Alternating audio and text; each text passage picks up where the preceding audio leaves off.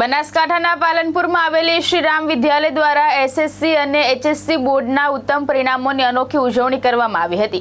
સારું પરિણામ મેળવનાર વિદ્યાર્થીઓના સન્માન માટે શહેરમાં ભવ્ય સન્માન યાત્રા યોજાઈ હતી, જેને લોકો તરફથી પણ ભારે પ્રતિસાદ મળ્યો હતો। પાલનપુરની શ્રી રામ વિદ્યાલયે વિદ્યાર્થીઓની મહેનત અને સફળતાને વધારવા માટે અનોખી પહેલ કરી હતી।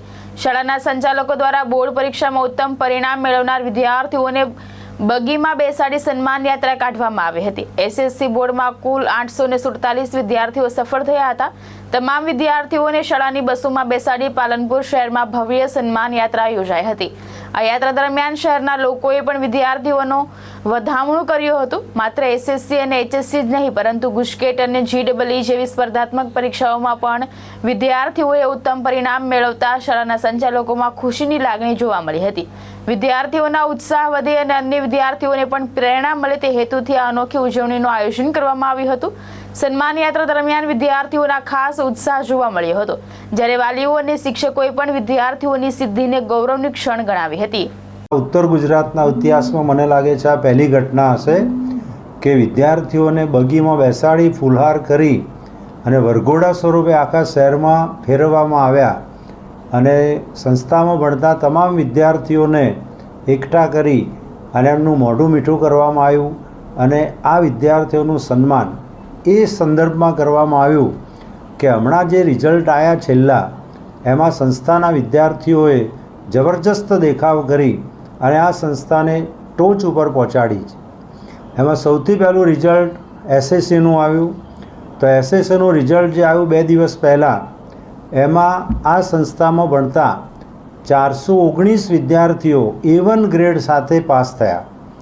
આ આંકડો એક સંસ્થામાં ભણતા કુલ વિદ્યાર્થીઓનો 50% જેટલો આંકડો છે।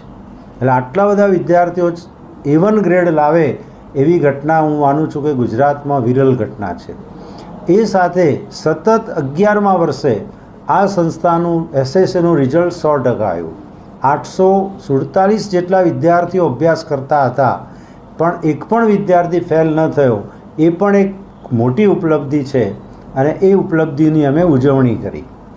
એના અગાઉ એચએસસી બોર્ડનું રિઝલ્ટ આવ્યું તો સાયન્સમાં અમારા વિદ્યાર્થીઓ ઉત્તર ગુજરાતમાં પ્રથમ 3 નંબર અમારા વિદ્યાર્થીઓ લાવ્યા।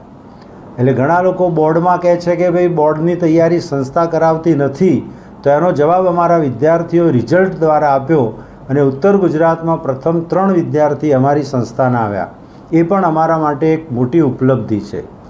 એની સાથે ગુજકેટમાં બોર્ડના સાથે ગુજકેટની જે પરીક્ષા લેવાય એમાં ઉત્તર ગુજરાતમાં નહીં પણ સમગ્ર ગુજરાતમાં પ્રથમ નંબરે અમારો વિદ્યાર્થી આવ્યો પટેલ દ્રોણ, અને એણે 120માંથી 120 માર્ક્સ લાવ્યા, જે પણ આપણા ઉત્તર ગુજરાતના ઇતિહાસમાં પ્રથમવાર છે કે કોઈ વિદ્યાર્થી આઉટ ઓફ માર્ક્સ સાથે પાસ થાય છે।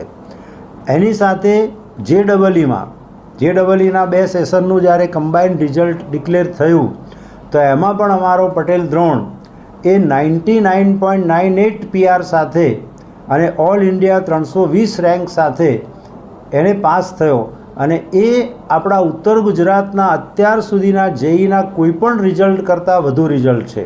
એટલે કે 99.98 PR હજી સુધી ઉત્તર ગુજરાતના કોઈપણ વિદ્યાર્થીને આવ્યો નથી। તો આવી મોટી ઉપલબ્ધિ અમારા વિદ્યાર્થીઓએ મેળવી અને એ વિદ્યાર્થીઓનું સન્માન કરવા માટે અમે લોકોએ ગઈકાલે જીતુ સોલંકી, દ્રષ્ટિકોણ ન્યૂઝ, બનાસકાંઠા।